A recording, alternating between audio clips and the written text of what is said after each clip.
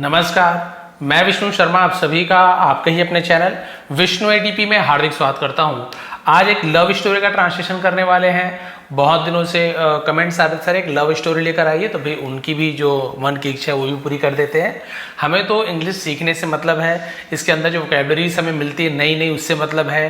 Tenses की रोज practice हो रही है जिससे आपको टेंसेस ऐसे रटा गया है, मतलब आपको याद करने की जरूरत नहीं, आप तुरंत बता देते हैं कि कौन सा पास्ट परफेक्ट टेंस है, कौन सा प्रेजेंट परफेक्ट टेंस है, कौन सा कंटिन्यूअस है, कौन सा सिंपल है, सब आप बता देते हैं बस इस प्रैक्टिस से। यदि आप नए हैं तो आपको भी धीरे धीरे आदत पड़ जाएगी, आप सेंटेंस देखते ही आराम से उसका ट्रांसलेशन कर लोगे। तो यही एक तरीका है बहुत ही आसान तरीके से इंग्लिश सीखने का। तो लास्ट तक के बने रहेंगे। स्टोरी बहुत अच्छी है, लव स्टोरी है, बहुत ही अच्छी स्टोरी है और साथ ही साथ आपको बहुत सारे नए नए वर्ड सीखने को मिलेंगे। चलिए स्टार्ट करते हैं। पसंद आए तो प्लीज़ आप लोग लाइक कर लिया करें और सबसे पहले आप लोग कॉपी पेन हमेशा साथ लेकर बैठे, क्योंकि होता क्या है जब मैं पढ़ाता हूँ उस समय आपको अच्छे से समझ आता है, हाँ सर ये तो इसकी मीनिंग ये है, इसकी मीनिंग ये है। फिर तुरंत दूसरे दिन या फिर बाद में आप देखते हो अरे इसका क्या मीनिंग है, सर ने पता क्या प्रोनाउंसिएशन, सर ने क्या उच्चारण किया था मुझे याद नहीं आ रहा है, उस समय तो ठीक से बोल लिया था। तो कॉपी पेन लिया करें, ले लिया करें और साथ ही साथ लिखा करें अपने शब्दों में, जो आपको जैसे आप सुनाई देगा अपने शब्दों में लिख लिया करें। The lantern on the hill, the lantern है, लैंटर्न लिखा हुआ है तो आर थोड़ा साइलेंट, जैसे डॉक्टर टीचर तो थोड़ा सा आर साइलेंट जैसे लैंटर्न। लैंटर्न का मतलब क्या होता है? लालटेन, कंडिल भी कहते हैं बहुत सी जगह, जो से हाथ में ले आते हैं दिया जैसे होता है वो लैंटर्न्स होता है, ठीक। ऑन द हिल, पहाड़ी पर लालटेन। चलिए देखते हैं भाई स्टोरी, लव स्टोरी का टाइटल बहुत इंटरेस्टिंग है, पहाड़ी पर लालटेन। In a small village surrounded by hills, तो यहां पे क्या होगा? सराउंडेड बाय द हिल्स मतलब बाय हिल्स मतलब पहाड़ियों से घिरे हुए, पहाड़ियों से घिरे हुए एक छोटे गांव में, ठीक है, ऐसे ट्रांसलेशन होगा। पहाड़ियों से घिरे हुए एक छोटे से गांव में लिव्ड, रहता था या रहते थे, एक से ज्यादा, लिव्ड अदिति एंड अर्जुन, तो अर्जुन और अदिति रहते थे। टू चाइल्डहुड फ्रेंड्स, दो बचपन के दोस्त, चाइल्डहुड यानी क्या होता है? बचपन के। हु ग्रीव अप टुगेदर, जो ग्रो अप यानी होता है बढ़ना, उसी का सेकंड फॉर्म ग्रीव अप है। टुगेदर यानी एक साथ होते हैं, ठीक है। तो इसका मतलब क्या होगा? जो साथ साथ बड़े हुए, ऐसे होगा, साथ साथ बड़े हुए। As they grew older, as यानी जब, दे यानी वे, ग्रीव ओल्डर जब वे बड़े हुए, यहां पे ओल्डर यानी बूढ़े हुए नहीं, बूढ़े, जब वे बड़े हुए। Their friendship deepened into a love, उनका फ्रेंडशिप यानी जो दोस्ती था, डीपन, डीपन यानी क्या होता है? गहरी होती गई, उनकी दोस्ती गहरी होती गई। into a love, प्यार में, यानी गहरी होती हुई प्यार में बदल गई। as strong as it was simple, as strong as यानी हम जहां पे बोल सकते हैं कि उतनी ही गहरी, उतनी ही ताकतवर। एज इट वॉज सिंपल, जितनी वो साधारण सी थी, यानी कि हम इसको बोल सकते हैं कि, है ना, जितना ज्यादा मजबूत उतना ही सरल, यानी बहुत ज्यादा मजबूत रिश्ता लेकिन उतना ही सरल रिश्ता था। यानी कि इसका मीनिंग अभी आप स्टोरी देखेंगे तब आपको समझ आएगा। प्यार तो बहुत ज्यादा मजबूत था लेकिन उतना ही सिंपल था। Arjun was a farmer son, Arjun was यानी था, अ फार्मर्स, एक फार्मर का, यहां पे कॉमा हटा दो, फार्मर्स यानी बहुत सारे फार्मर, जो किसानों का बेटा था, तो ऐसे तो होगा नहीं, अपॉस्ट्रोफी ऐसे ने कहा के की, एक, क्योंकि अभी लग गया, एक किसान का बेटा था, वॉज यानी था। एंड अदिति, और Aditi, the daughter of a weaver, the daughter यानी बेटी थी, ऑफ यानी की, एक वीवर, वीवर यानी बुनने वाला, बुनाई करने वाला, बुनकर को वीवर कहा जाता है, ठीक है, बुनकर। shared his dreams of a modest but happy life together, है ना, together। shared his dreams, अपने सपने को क्या करती थी? साझा करती थी। shared of a modest, अब यहां पे देखिए, इसको आपको एक और इंपॉर्टेंट वर्ड मिल गया है, ये मॉडेस्ट, ऐसे मॉ जैसे, तो मॉडेस्ट का मतलब क्या होता है? मामूली, यानी एकदम सामान्य सा, मामूली को मॉडेस्ट कहा जाता है। और बहुत सारा मतलब होता है, साधारण भी कहा जाता है, नम्र, शालीन, बहुत सारा मतलब है। तो वो क्या करती थी? शेयर करती थी, साझा करती थी अपने सपनों को, जो कि क्या था? मामूली लेकिन हैप्पी लाइफ टुगेदर, यानी एक साथ खुशहाल जीवन जीने का सपना था उसका। यानी जीवन तो उसका जो जीवन था वो क्या भले मामूली रहे, साधारण सा जीवन रहे, लेकिन खुशहाल जीवन का सपना वो साझा करती थी, बताती थी कि ऐसे जीवन चाहिए, भले सिंपल रहे जीवन लेकिन खुशहाल रहे। बट 1 ईयर, लेकिन 1 साल, their village was struck by a devastating drought. Sorry ये टेबल हिलता तो बार मोबाइल भी हिल जाता है ना। डेवास्टेटिंग लिखा हुआ है, इसका मतलब डेवास्टेटिंग का मतलब और ड्रॉट तो आपको पता है सूखा पड़ना, तो ये हो जाएगा आपका भयंकर सूखा पड़ना। ऐसे भयानक को डेवास्टेटिंग कहा जाता है, यानी कि दिल दहला देने वाला, एकदम तबाह करने वालों से डेवास्टेटिंग कहा जाता है। तो डेवास्टेटिंग ड्रॉट, तो एक बार उनके गांव में, देयर यानी उनका या उनकी होता है गांव, वॉज यानी था, स्ट्रक, स्ट्रक यानी क्या होता है चोट पड़ना, पड़ा, स्ट्रक बाय डेवास्टेटिंग ड्रॉट। लेकिन 1 साल उसके गांव में भयंकर सूखा पड़ा। द क्रॉप्स फेल्ड, जो फसलें थे, फेल्ड यानी क्या हो गए, हम बोल सकते हैं कि बर्बाद हो गई। वैसे फेल्ड यानी असफल होना होता है, बट फसल बर्बाद होने को भी क्रॉप्स फेल्ड कहा जाता है, फसल बर्बाद हुई।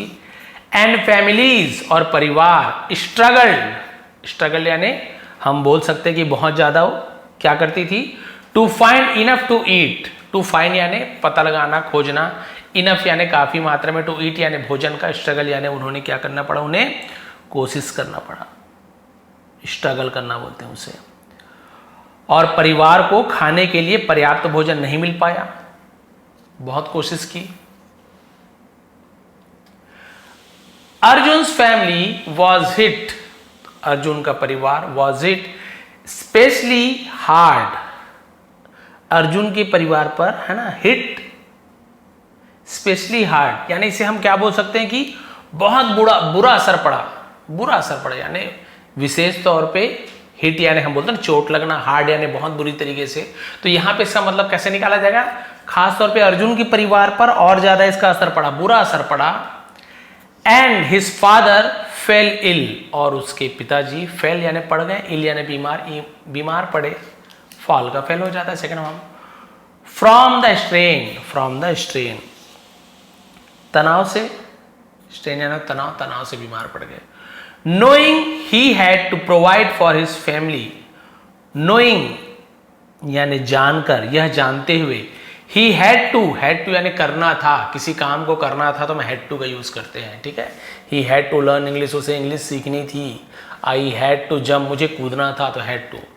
प्रोवाइड फॉर हिज फैमिली, है ना, ये जानते हुए कि उसे परिवार के लिए क्या करना था, प्रोवाइड यानी उपलब्ध कराना था, पालन पोषण करना था। अर्जुन बिगेन कंसिडरिंग अ दो चॉइस, अर्जुन ने बिगेन यानी शुरू किया, कंसिडरिंग यानी होता है विचार करना, मानना, अ दो चॉइस, हालांकि एक क्या हो सकता है विकल्प, एक सॉरी टफ है, दो नहीं है टफ है ना, देखिए स्पेलिंग TH वाला आता है तो दो होता है TOUH, इसे टफ पढ़ा, जैसे कफ होता है ना कफ, रफ, वैसे ये टफ है। टफ चॉइस का मतलब क्या होता है, बहुत ही कठिन विकल्प। तो अर्जुन ने एक कठिन विकल्प पर विचार करना शुरू कर दिया। लीविंग द विलेज, जो क्या था, लीविंग द विलेज, गांव को छोड़ना। कठिन क्यों था अर्जुन के लिए, एक तो गांव को छोड़ना बहुत बड़ा कठिन काम था, दूसरा चीज वो जो अदिति थी उसे छोड़ना, इसलिए कठिन डिसीजन, टफ चॉइस कहा गया है। To find work in the city, to find यानी खोजने के लिए, वर्क यानी काम, इन द सिटी, तो गांव को छोड़कर शहर में काम की तलाश करना, है ना। और इस कठिन विकल्प को चुनने के लिए उसने विचार किया कि भाई मुझे ऐसा करना पड़ेगा। When अर्जुन टोल्ड अदिति, जब अर्जुन ने टोल्ड यानी कहा, अदिति से कहा, टेल का टोल्ड हो जाता है past simple tense. Her heart sank, उसका दिल बैठ गया, सैंक यानी डूब जाना भी होता है, सिंक सैंक, उसका दिल डूब गया, बैठ गया। She couldn't imagine life without him, she couldn't यानी नहीं सकती थी, कुड नॉट को शॉर्ट में कुडंट बोलते हैं, नहीं सकता था, नहीं सकती थी, नहीं सकी, नहीं सका, ऐसे। इमेजिन यानी क्या था, कल्पना, वह कल्पना नहीं कर सकती थी, लाइफ यानी जीवन का, विदाउट हिम, उसके बिना जीवन का कल्पना नहीं कर सकती थी। बट लेकिन शी न्यू, वह जानती थी, how much his family meant to him, यानी उसका परिवार उसके लिए कितना मायने रखता था। मेंट यानी तो मायने रखना, मीन का मेंट हो जाता है। उसका परिवार उसके लिए कितना मायने रखता था वो जानती थी। सो इसलिए वन इवनिंग, एक शाम, she made a quiet decision, उसने एक क्या किया, चुपचाप फैसला लिया। She would convince Arjun to go, she would वो करेगी, है ना, विल का वुड हो जाता है क्योंकि कन्विंस यानी क्या होता है, मनाना, अर्जुन टू गो, तो वो अर्जुन को मनाएगी जाने के लिए कि भाई तुम चले जाओ। इवन इफ, यदि, it meant she left behind, ठीक है, शी हैड, उस शॉर्ट में शीट ऐसे लिखा हुआ है, तो ये शीट, जो शीट लिखा हुआ है ना, शेड नहीं, शीट्स मतलब क्या होता है, ये शॉर्ट फॉर्म में शी के बाद आप शी हैड भी या शी वुड भी दोनों का यहां पे यूज कर सकते हैं आप। लेफ्ट बिहाइंड यानी उसे क्या करना पड़ेगा, लेफ्ट बिहाइंड, उसे शी वुड भी लेफ्ट, हाँ वुड भी यानी रह जाएगी पीछे, इस प्रकार से, भले ही वो क्या रह जाएगी, पीछे छूट जाएगी, पीछे रह जाएगी, इस प्रकार से यहाँ पे इसका ट्रांसलेशन है। क्लियर है। तो उसने मन ही मन मतलब एक चुपचाप फैसला लिया कि वो अर्जुन को क्या करेगी, जाने के लिए मना लेगी, कन्विंस कर लेगी, है ना, भले ही वो क्या कर लेगी, पीछे छूट जाएगी। इसका मतलब भले ही ये हो कि वो पीछे रह जाएगी, अकेली रह जाएगी, फिर भी उसने सोचा कि नहीं उसे मनाऊंगी। तो वही शॉर्ट में है ना, शीट जो लिखा हुआ है, she had be, she would be, दोनों का यूज कर सकते हैं। यहाँ पे शी वुड बी हो ना। अर्जुन, सी सेड सॉफ्टली, तो उसने सॉफ्टली यानी वही प्यार से बोल सकते, धीरे से कहा, अर्जुन यू मस्ट गो, तुम्हें जाना ही होगा, है ना, तुम्हें जाना ही होगा। चाहिए के लिए भी यूज करते हैं मस्ट का, बट यहाँ पे तुम्हें जाना ही होगा।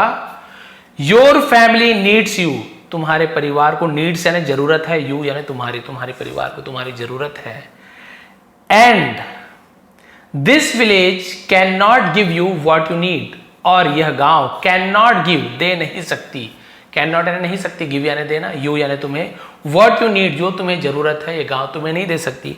हो सकता है उनका खेत का नुकसान हो गया होगा, घर वर कुछ खराब हो गया हो, जो भी हो, सूखा पड़ा मतलब खेत का ही नुकसान हुआ होगा, तो बहुत ज़्यादा बुरी स्थिति हो गई थी इनकी, तो बोले तुम्हें जाना ही होगा, ये गाँव तुम्हें नहीं दे सकती जो तुम्हें चाहिए। गो टू द सिटी, शहर में जाओ, फाइंड वर्क, काम खोजो, and when you are able, और जो तुम सक्षम हो जाओ, ठीक है, जब तुम सक्षम हो जाओ, कम बैक, वापस आ जाओ, ऐसे यहां पे उसने बोला। ही हेल्ड हर हैंड्स, और उसने उसके हाथों को, हेल्ड यानी पकड़ा, होल्ड का हेल्ड होता है थामने, थामे रखने को हेल्ड कहा जाता है, होल्ड पकड़े रखना, हेल्ड थामे रखा, ऐसे यूज किया था, होल्ड का हेल्ड हो जाता है, पास्ट सिंपल टेंस है, हाथों को थामे रखा। Torn by love and duty, प्यार और, टॉर्न यानी होता है एकदम फटा हुआ, टूटा हुआ, ऐसे प्यार और कर्तव्य से टूटा हुआ, टॉर्न यानी ऐसे फटा हुआ भी होता है। Reluctant to leave her, reluctant का मतलब क्या होता है, अनिच्छुक होना, किसी की मर्जी, मन ना होना, रिलक्टेंट बिना मन से, बिना मन होते, अनिच्छा होते हुए, टू लीव हर, है ना, उसे छोड़ने के लिए अनिच्छुक।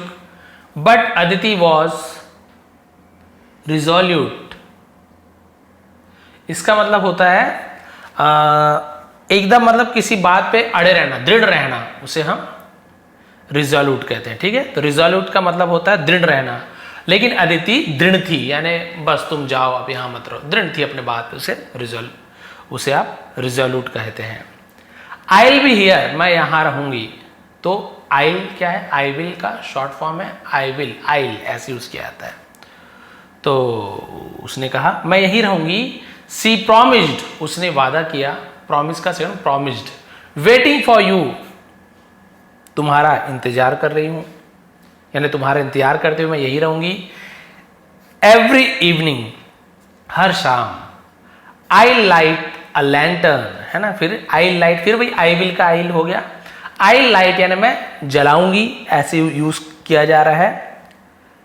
अ लैंटर्न, एक लालटेन, ऑन द हिल टॉप, यानी पहाड़ी के जो चोटी को हिल टॉप कहा, हिल यानी पहाड़ी, टॉप यानी उसकी भी चोटी, ये मान लीजिए पहाड़ी है, समझ गया, वैसे ये पहाड़ी की सबसे ऊपर चोटी को हिल टॉप कहा जाता है।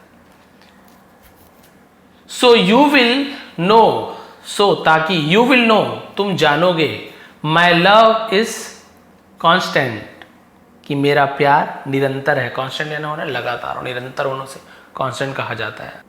जिससे आप स्थिर भी बोल सकते हो, है ना, उसे हम कांस्टेंट, यानी मेरा प्यार स्थिर है, यानी मेरा प्यार अभी भी है ना, तो कांस्टेंट का मतलब होता है स्थिर रहना, अचल रहना, वहीं के वहीं रहना, उसे भी कांस्टेंट कहा जाता है। तो ये आप लिख लेंगे। तो बोले कि मैं रोज जलाऊंगी हर शाम को, ताकि तुम्हें, है ना, तुम ये जान पाओ। तो यहाँ पे के साइलेंट होता है, के डब्ल्यू, नो यानी जानना, कि मेरा प्यार अटल है, अभी भी मेरा प्यार वहां पर है।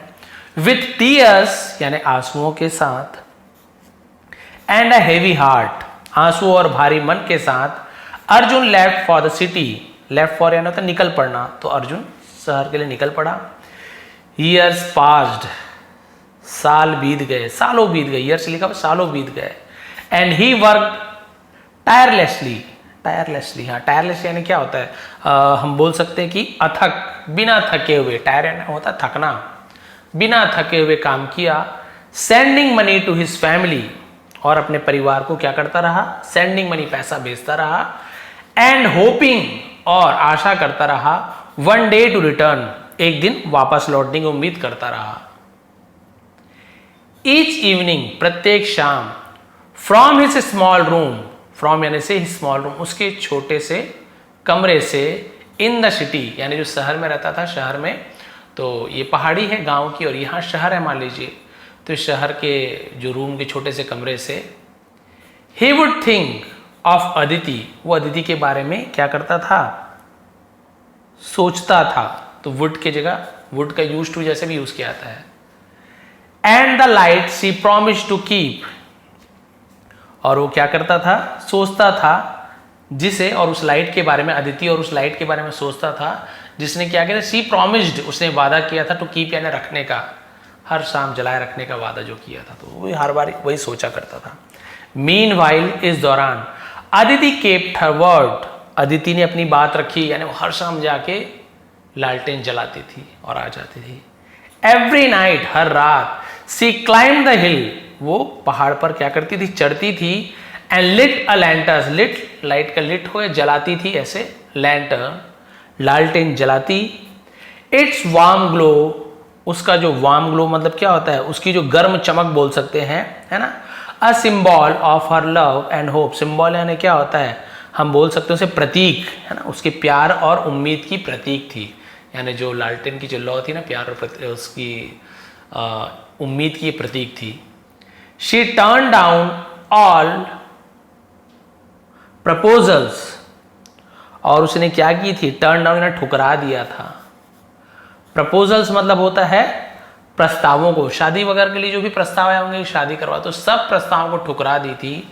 ऑलवेज सेइंग, हमेशा कहती रही, my heart belongs to another, मेरा दिल किसी और का है।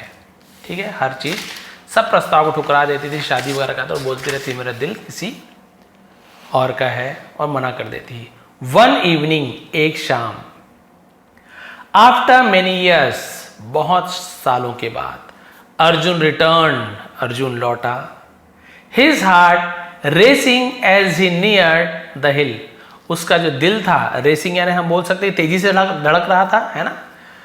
एज क्योंकि, या जैसे ही नियर द हिल यानी पहाड़ी के पास पहुंचती उसका दिल तेजी से धड़क रहा था।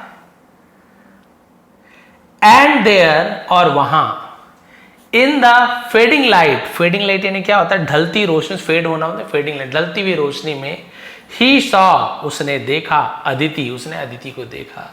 हर लैंटर्न बर्निंग ब्राइट, उसकी लालटेन बर्निंग ब्राइट मतलब क्या बोल सकते हैं, जल रही थी। ब्राइट यानी एकदम तेज, चमकदार, चमकते हुए जल रही थी, तेज रोशनी बिखेर रही थी, बर्निंग ब्राइट बोलते हैं, तेजी से जल रही थी। दे इम्ब्रेस्ड, है ना, इम्ब्रेस्ड यानी क्या होता है, गले मिलना, तो वे गले मिले।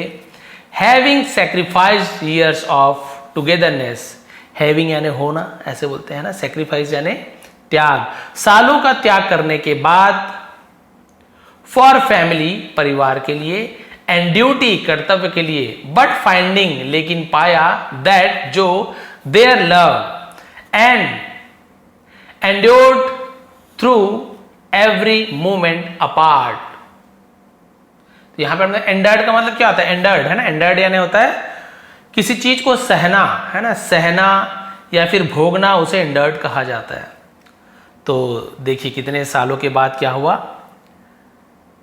जितने सालों का जो त्याग था, है ना, उन्होंने पाया कि उनका प्यार हर पल अलग रहने के बावजूद भी, है ना, क्या हुआ, एवरी मोमेंट अपार्ट, यानी हर क्षण अलग रहने के बाद भी उसने क्या सहा था, कायम रहा था। देयर लॉर्ड एंड्योर, है ना, finding that through every moments, ठीक है, थ्रू, हाँ,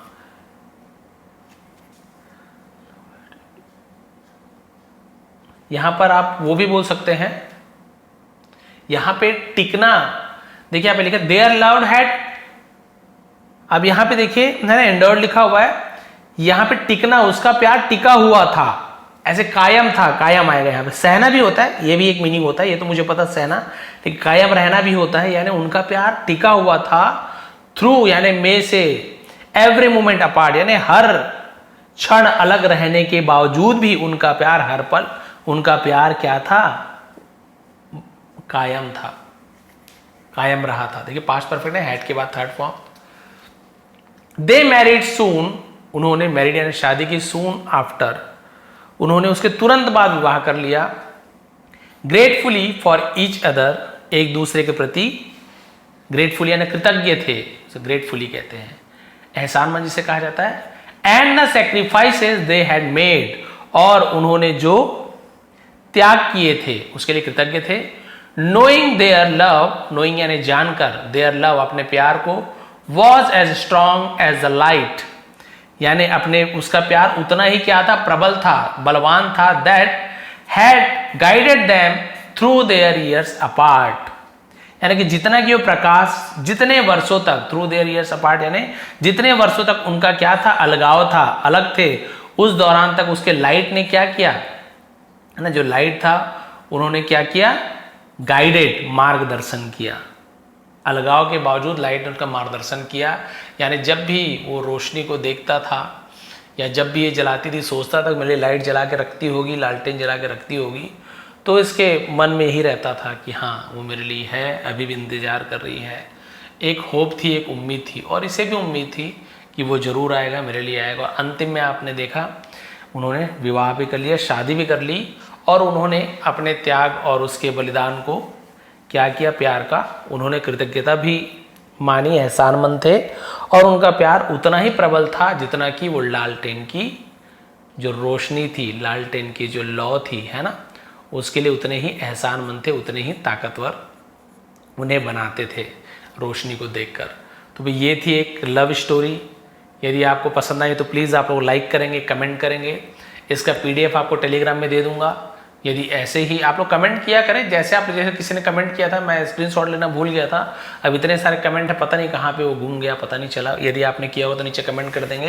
किसी ने कमेंट किया था सर एक लव स्टोरी चाहिए, बहुत दिन से लगातार कर रहे थे, तो फिर मैंने देखा, फिर मैंने एक स्टोरी ले आया मैंने। यदि आपको पसंद है तो प्लीज़ लाइक करेंगे, कमेंट करेंगे। बहुत सारे इसमें आपने देखा है ना, बहुत सारे हार्ड यहाँ पे आपको इम्पॉर्टेंट आपको वोकैबुलरी मिली, जिससे आप लोग की जो हम बोलते हैं ना कि शब्द संग्रह, वर्ड पावर जिसे कहा जाता है, वो आप लोग का स्ट्रांग होता है, जिससे आप जब इंग्लिश बोलना चाहो, लिखना चाहो, तो आपके माइंड में बहुत सारे ऐसे एडवांस लेवल के भी वर्ड्स रहते हैं। तो थोड़ा अंतर पड़ता है, जैसे हिंदी में आप आंसर लिखते हो एग्ज़ाम में, तो आप सिंपल वर्ड्स का यूज़ करोगे, थोड़ा सा टीचर पे इम्पैक्ट कम पड़ेगा। हाँ ठीक है, अच्छी बात है, बट उसी में एकदम शुद्ध हिंदी लिख दोगे, बहुत अच्छे है ना शब्दों का उपयोग करोगे, तो लगेगा कि हाँ ये थोड़ा एडवांस लेवल का। बस यही होता है इंग्लिश में, नॉर्मल वे पे भी आप बोल सकते हो, लिख सकते हो, बट थोड़ा सा एडवांस वोकैबुलरी का यूज़ करोगे तो थोड़ा सा इम्पैक्ट ज़्यादा पड़ता है, प्रभाव ज़्यादा पड़ता है। तो बस यही चीज़ होती है, वोकैबुलरी स्ट्रॉन्ग जितनी ज़्यादा होगी आपको, उतना आप ज़्यादा आसान तरीके से बोल पाओगे, लिख पाओगे। लिखने के वीडियो भी लाने वाला हूँ, स्पोकन जो क्लासेस हैं वो भी स्टार्ट करने वाला हूँ। प्लीज़ आप लोग सपोर्ट करते रहें, ऐसे ही बने रहे। आप सभी का बहुत बहुत धन्यवाद, आपका दिन शुभ रहे। इसका PDF टेलीग्राम में दे दूंगा, नीचे लिंक है, और बहुत सारे बुक्स के भी लिंक है, चाहे तो आप वहाँ से डाउनलोड कर सकते हैं। एक बार फिर आप सभी का बहुत बहुत धन्यवाद, आपका दिन शुभ रहे।